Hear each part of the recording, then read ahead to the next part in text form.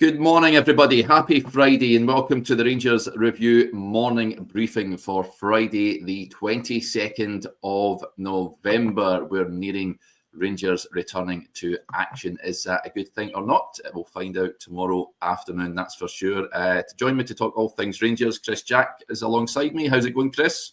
You took the words right out of my mouth there, Derek. Is that a good thing or is it not? We shall find out. Find out about 5 o'clock or so tomorrow night, or sometime before that. You might find out about 3:05, depending how well Rangers start this game. But no, it's nice to be out the side of another international break. That's the last one for a while, thankfully. So full focus on this game on Saturday.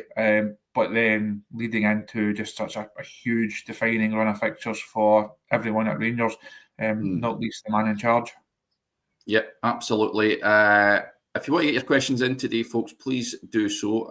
We'll do a wee bit of a Q&A as well today. It is press conference day also. Phil Clement will speak to ourselves and the assembled media at around 2:45. So pretty late, if all things considered. It's usually a little earlier than that. We'll hear from whatever player is put up for the press as well around about 2:15.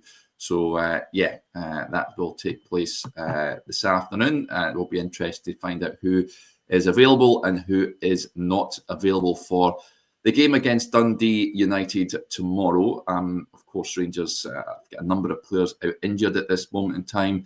We're very much hoping some of those are back in contention. I'm thinking the likes of Ridvan Matondo is another one that's surely nearing a return. Chris, is there anyone else? I'm not expecting Cortez to be back, but those two, I think, probably the ones closest to returning. You would imagine so, unless anything has gone awry over the break, which, given it's Rangers and given it's those two players in particular, unfortunately, there's always a danger. I think even if both of them are fit, even if they're both fully fit and are good to go, not convinced to come into the side. Certainly Ridvan. I think he's got a real fight on his hands to get that starting jersey back. Further up, Matondo offers a different option. He certainly offers a bit more pace, offers something different to Bayrami. But Bayrami is going to play somewhere. So if Matondo was to come in on that left-hand side, Bayrami then you think has to operate as 10.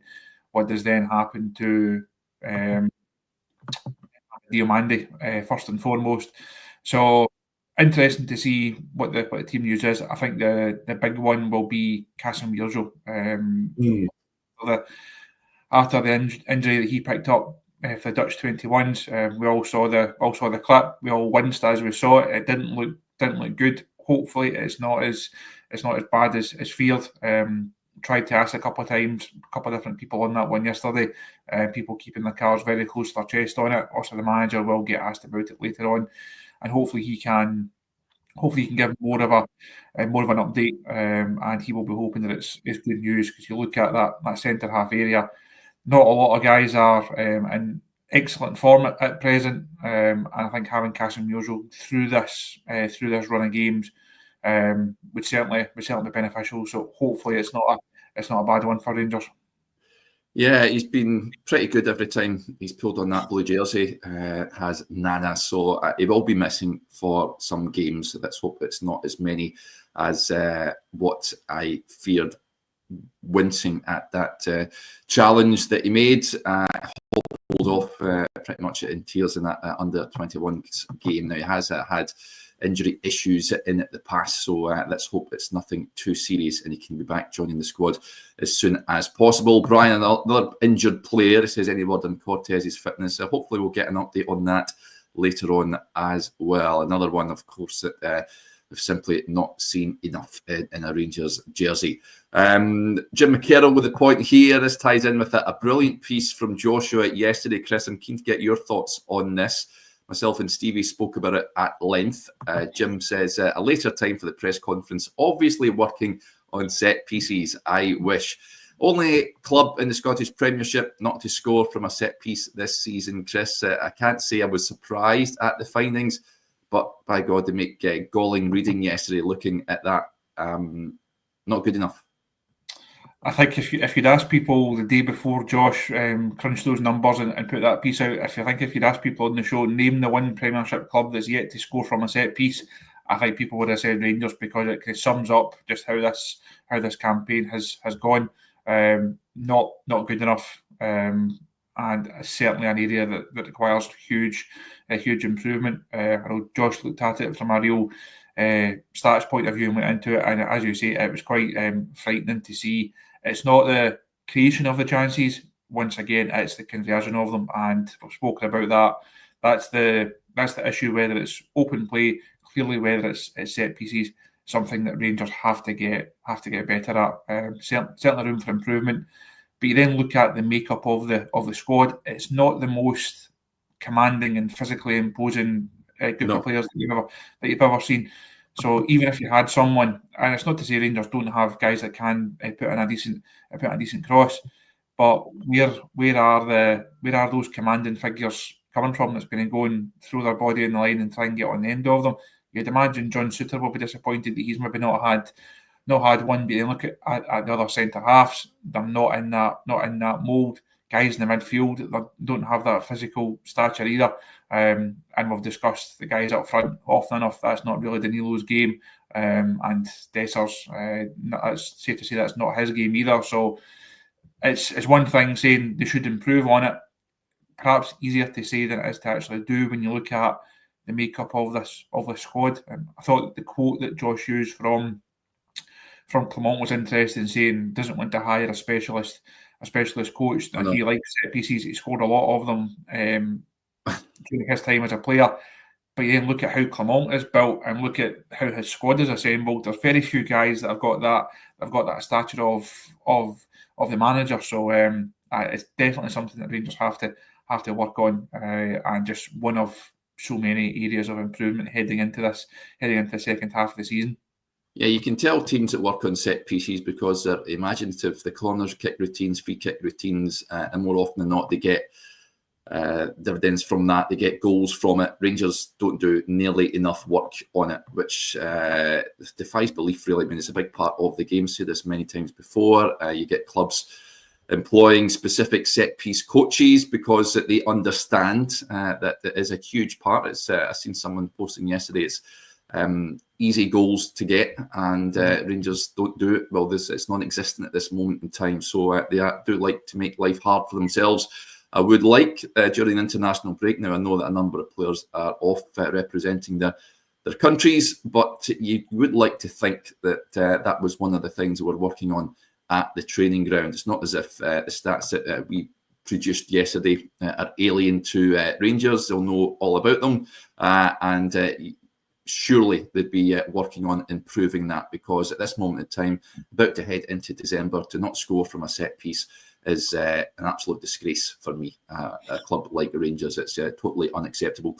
Let's move on. You mentioned, I touched on there, number of players returning from representing their countries. There's a piece on the website this morning from Stevie discussing John Souttar, who had a good couple of games for Scotland. Fantastic assist for Andy Robertson in that game against Poland. And Stevie's point is it's all right doing it for Scotland at this moment in time. He remains to be convinced by John Souttar. For me, of the Rangers back line, which has been ropey for a fair chunk of the season, Chris, he is someone I think that's been performing probably better of, Jeffy has been good, but of the sort of centre-backs, he has been the standout performer. He's been decent for me. I think he has to be more commanding at times. But John Souttar, for you at this point in the season, how are you rating him? Out of 10, probably a 6, no more than a 7. But you then look at some of the numbers that you would perhaps give other players over the course of the season. There's not that many I think are that much better than him. I thought Stevie's piece was really honest this morning. I think it's good to give Souttar praise when he does well, and clearly he did well for Scotland. He came out of the last international break with a lot of praise after the Portugal game. It was a huge blow for him to miss out on the Euros squad this summer. I think we both agreed that he should have been there. He was a better option than some of the others that went, and really pleased to see him kind of nail down that Scotland place over last wee while. I think it's fully deserved. It's a different question at Rangers. It's a different pressure, it's a different expectation, different demands, and he has to step up and continue to meet those demands. I think out of all of the centre halves, he's been the best of them. I think out of all of the centre halves, he's been the most consistent of them. Could he do with a more consistent and a higher calibre of partner alongside him? I think probably yes. Again, I keep saying if Leon Balogun had been a couple of years younger, he'd be the ideal guy, and you would say that's the two that you go and build around. I think we've both got our doubts over Robin Proper's suitability for certain domestic matches. Kasim Yurzo, I think, has been good, but again, really still to see enough of him at centre half. So I think Souttar has been the best of the Rangers centre halves. But you then think back to the Hearts game was one of the issues that Stevie mentioned. Done so well in large parts of it, but you've then got the back pass to Butland that Rangers are fortunate it doesn't end up in a goal. You then think back to the Kelly game. These games are always going to be tight. One mistake can cost you, and that's what happened. That brushed off the ball too easily, didn't handle that situation well. Kelly get the goal, Rangers not coming back, and it's another real negative. So he does have those mistakes like the Hearts game. He does have those mistakes like the Kelly game in him. But overall, so I think he has been fairly solid. As I think a 6 or 7 out of 10. I'm usually quite harsh with my man-by-man ratings. So some people may give him slightly higher than that, but I think round about that, I think he can be pleased overall. But in the knowledge that there's still a lot of improvement to go. He actually spoke after the last European game in the mix zone about having to assume a bit more responsibility and being one of the senior guys in the squad. And he said like his approach hasn't changed. It does seem quite level-headed, no nonsense, good honest pro. Perhaps not the most vocal at times. That's maybe a criticism that can be levelled of him. Certainly when he does his press activities, he's not the most expansive in terms of his answers. He will say he wants to be talking on the pitch, and if he can continue to do that but take it up a level, then I think that position is his to lose, because there's nobody chapping on the door to say I deserve to be taking John Souttar's place. For so many seasons, it was a case of Connor Goldson plays, who goes in alongside him. Now it's a case of John Souttar plays and who goes in alongside him. Let us know out of 10, folks, what you would rate John Souttar's season so far. Butler says he'd go with 6 out of 10 for Souttar. He agrees with you, Chris. But let us know in the comments. The back line then, tomorrow against Dundee United, you said it yourself there, Chris, the left centre-back position has been a problem area for Rangers this season. I remain to be convinced about Robin Proper. Leon Balogun has come in at times and filled in at left centre-back. Don't expect to see Nana anytime soon. Who are you starting tomorrow alongside Souttar? Leon Balogun for me. I think you're almost at a case of domestic games suit Balogun more and European games to an extent, and there's not much in it, suit Robin Proper more. I think we have seen Proper being exposed domestically. I think a number of the fans have concerns over him domestically. You would think the game on Thursday night over in Nice should suit him a bit more. So for me, Balogun plays. It's a game, obviously, that Rangers have to win anything other than 3 points tomorrow, and we know what the reaction is going to be when we speak post-match, and what it's going to be come Monday morning when we're back on the show and people have had time to stew over it. It's not going to go well. So Rangers, they need a result. They badly need a level of performance as well. I think the team all but picks itself. I know there will be questions about Tav, there will be questions about Yanis Hadji. I think, spoiler alert, but I think Tav starts and Yanis Hadji doesn't start. And I think it almost picks itself at present. Yeah. Would you like to see Rangers bring another centre back in January? I think they would only bring one in if they could ship one out, and that really depends on a number of situations. Clearly depends on the Nana injury situation. If it's a worst case scenario and hypothetically he's ruled out for the rest of the season, then that's something I think Rangers would have to address. If it's only going to be a couple of weeks, then I don't think they have to try and replace him. Robin Propper's an interesting one. I think we spoke a couple of weeks ago now, do you almost cut your losses on them? Do you say, look, it's just not going to work out. This hasn't quite clicked. It's time to move on. So I'd be surprised. I think it would be it's almost a bit of a slap in the face to the manager and Niels Coppen if they go and Robin Propper is the centre half that they want to bring in, and 6 months later you have to move him on again because it's clearly not worked. And that says quite a lot about that recruitment process that led to Robin Propper coming in. So I would be surprised if they do. I think wages wise and fees wise, I don't think you could bring another centre half in without losing one. And that's, I think, for me, Souttar plays his spot is secure. I think more often than not you will just kind of go, if everyone is fit, you'll go through the rotation of Balogun, Casemiro and Propper. I'd be surprised if another option came in during that window. The issue with Propper is, he has looked good in the two European away matches. Olympiacos and Malmo have had no complaints about him. It's just the physicality, the rough and tumble of the Scottish domestic action that there are question marks. I don't necessarily think he's a better option than Ben Davies, who's out on loan at Birmingham City at this moment in time. So I would be tempted to look towards bringing someone else in the January window, if that is at all possible. Jefty obviously starts tomorrow.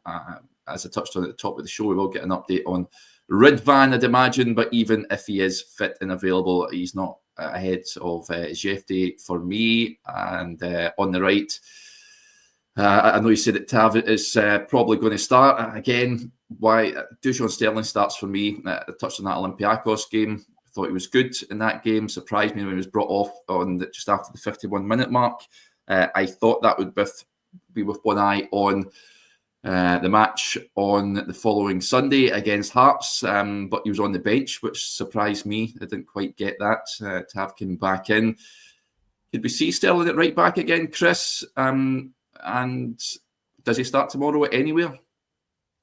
I think if he's going to start, it's probably at right back. I know it's the position that fans really want to see him in. We really need to see if he's suitable at right back in a longer run. Can he go and put together a number of games over the next few weeks? I think Tav probably gets the nod tomorrow. Thursday's maybe a different question. I don't know enough about Nice to tell you their left-sided options and how efficient they are going down that side. You would imagine they will be of a high enough quality to cause Rangers a lot of problems. Could we see Sterling start in Nice? I think that's a possibility. I'd be surprised if he started tomorrow. I think Tav probably gets a nod against United, and you're then maybe looking at Sterling for the European game. So that is the back line. Barron, Raskin, I've sort of nailed down those positions in midfield. Raskin at the base there, Chris. Barron, I'd imagine, just playing slightly ahead of him. The question mark is who is also in there. I'm sure we'll get an update on Tom Lawrence. But Mohamed Diamande has been playing in there again. He's someone that is yet to convince many supporters. I don't really think he's kicked on this season. I would like to see Yanis Hadji personally get an opportunity from the start tomorrow. Whether he does so, I'm not entirely sure. I think it will be the sort of Barron, Raskin, Diamande partnership in there as it has been recently. I think Diamande is probably the only one who has to be worried, if you like. I think that's probably the only one that's sort of for grabs. I think Barron and Raskin start. That number 10, that more advanced one, probably comes down to Diamande or Bayrami, depending who's available on the left hand side. As we touched on earlier on, even if the manager does have an option on that left flank that's come back from injury, he's not really the type to go and pitch someone straight in, having been out for as long as Cortez has or as Rabi Matondo has. It's not something that he does. He doesn't go for a guy who has been out for that number of weeks and then put him straight into a game and say, right, go and start. He's very much a build somebody up through 15 minutes and 20 minutes and half an hour, and then you might get a start after that. So I think it's probably Bayrami from the left. If that's the case, it's then Diomande or Hadji in behind Cyril Dessers. And I think we've spent more time talking about Yanis Hadji than he has played football at any level this season. Yeah. I don't see him coming in and starting. I know we spoke about it during the break. I wrote about it during the break. I think he does have a role to play. I think he does have a part to play in this squad. Is that a starting part? Probably not. So I think we'll see Diomande get the nod alongside I say Barrett and Laskin, who are nailed down at present. And then off the right hand side, it's Tierney. I know we'll come on and touch on the number 9 position. That's maybe one you're looking at saying, well, do you not start Dessers and give him the game on Thursday? Is this a game for Danilo? I think a lot of people will be hoping to turn up at Ibrox tomorrow and see Danilo get that jersey. Yeah, not only that, but I think if folks see Hadji in the starting 11, I think it just gives everyone a lift pitching up at Ibrox. I think we want to see something different. George with the point says Hadji needs to start tomorrow to give us something different. Totally agree. We all know how Dundee United are going to shape up. They're going to make life difficult. Incidentally, if they beat Rangers tomorrow, they go level on points and could. I know they have played a game more than Rangers, but if the Rangers goal difference at this moment in time +8, Dundee United +5. So that's where Rangers currently lie at this moment in time. It's 3rd against 4th tomorrow. So Dundee United will be coming there. Jim Goodwin will be going, I'm sure, trying to make life difficult, but trying to hit Rangers on the break. And they will be a tough nut to crack. But I just want someone in there that can unlock packed defences, and I think Yanis Hadji could well be that man tomorrow. Like you, Chris, Tierney on the right. Bayrami again will be on the left-hand side, you'd imagine, with the number 9 position. I would suspect Cyril Dessers would lead the line. He often does. I would, however, like to see Danilo getting a start. How likely is that, do you reckon? I think a lot will depend on what the sports science people say, no doubt, in terms of how much load can you put through Danilo at present. Also, not had an awful lot of game time this season. Has had that period out after coming back. I would like to see him get more minutes, because we need to know what he can actually do. Me and Stevie spoke about this on the talking point a couple of weeks ago, going through the Rangers number 9 options, and this feels like a really important couple of weeks for Danilo. Can he get the game time that he needs to show that he can be a starter in this side, rather than just be the backup? Can he show that he is at the level? Can he show that he can score the number of goals that Rangers need their number 9 to score?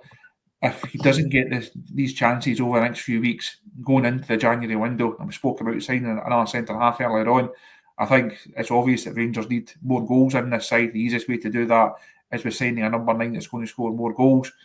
You can't keep just adding in number 9s when you've already got a lot of money invested and tied up in Dessers. The same with Danilo. They've obviously invested in a Gaman in a different way. You can't just keep adding to that. At some point, someone would have to leave for someone else to come in. And if Danilo can't make that step in the next few weeks, is there then a conversation to be had of, is it best that both parties move on? Is this going to work out? I think it still can work out. I hope it still works out for him. I do like him as a player. He seems invested in Rangers. I think he gets it. He understands it. I think he's fully bought into it. But can he be at the level required? This next few weeks is really important. Yeah, not half. Just incidentally on your Talking Point show, a nice wee comment from Dave Stuggs. He says, enjoyed the Talking Point yesterday. Another really good pod. Yeah, Chris and Stevie touched on the future of the Academy. Do go and check it out, folks. It's a very good watch indeed. This is an interesting point I wanted to bring up just on that forward line from Derek Johnston. Says, would you be interested to see Hadji left by Rami middle and Cherny right to start tomorrow, gents? We'll keep with the system, no doubt. So seeing 3 flexible 10s who can support Dessers would be nice. Got to say, I wouldn't be opposed to that, Chris. I've been saying it for a number of weeks now. I want to just see Nadim Bayrami in his preferred position at number 10. Hadji has played off that left-hand side, particularly for Romania. Cherny obviously starts on the right. Your thoughts on that one? It's not the quickest 3 I've ever seen in my life. No. Not a lot of pace in there. In terms of technical ability, that's probably the best 3 at present in terms of being able to pick open a packed defence. You would say all of those guys do have that. All of those guys do have that capability. If you're struggling to do that, then you add another one into the mix in terms of Hadji, and it should increase your chances of doing that. I think it'd be a popular one amongst a number of fans. Is it something the manager's going to do? Probably not, because you look at how he likes his team to play. I know this is a point that we've touched on previously in terms of not having the options to play two out-and-out wingers and not having an awful lot of pace in the side. I think we saw the difference Ross County at Hampden when Matondo played that day, ironically, and played very well. The difference that having a pacier option in the final third can make to Rangers is quite significant. There's just not enough of it at present. That's why earlier on in the campaign, we were advocating for, play Ridvan at left back and move Jeffrey up a line and play him in that left-hand side, just to give Rangers a bit more attacking threat and a bit more pace in the final third. Hadji doesn't bring that to the side. Obviously, that's not his game. He does bring technical ability. He does bring that ability to pick a pass and to score goals. Bayrami, again, signed as a number 10, but not seen in that position. Cherny is in good form, has shown that he can assist and he can score. So, in theory, it looks like a good 3 on paper. Not convinced it's a good 3 for the way that Clement actually wants to play, but needs a could be a case and needs must. I'd like to see Hadji get a shot at some point tomorrow.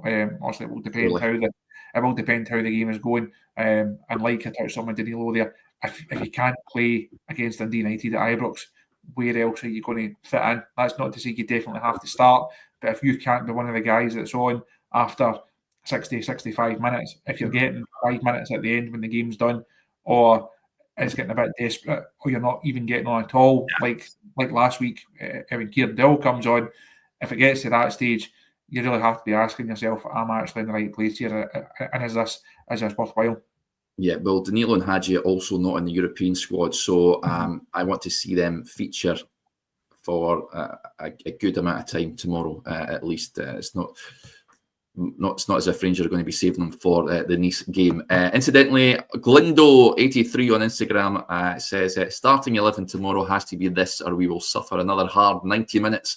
Butland, Sterling, Souttar, Balogun, Jefty, Barron, Raskin, Cherny, Hadji, Bayrami, and Danilo. So that is the starting 11 that he is going with. We'll round up on this, Chris. Now, we know he does love an Instagram post, does old Todd, but he's hinted that he could one day return to Rangers. He posted on his Instagram yesterday a video of him training at the Rangers training centre, along with the message, such a special club, we had some fun, you hold a massive piece of my heart, maybe one day again. Todd Catnall to return at some point, Chris? I see we've got about 50 seconds left before we hit the 30 mark. I'll keep this one short and sweet and say no. There you go. So, I've not been actually keeping up to what he's doing at Blackburn, but it certainly looks like he's enjoying himself down there. But yeah, I think he was just in the wrong movie, shall we say, when Philippe Clement took over, and he no longer a Rangers player, of course. Right, that will do us there. Big thank you to each and every one of you for tuning in to the show. As ever, just a heads up, there will be that press conference later on this afternoon, slightly later time. I've never caught the start of the show. Philip Clement will speak to us around about 2:45 this afternoon. So, yeah, you can join us for the press conference reaction video after that. It will be available to begin with to the Rangers Review Extra members on YouTube. We'll have that press conference up along with the player as well. So keep your eyes peeled on YouTube, folks. But thank you for joining us, and we'll speak to you a little later on. Bye for now.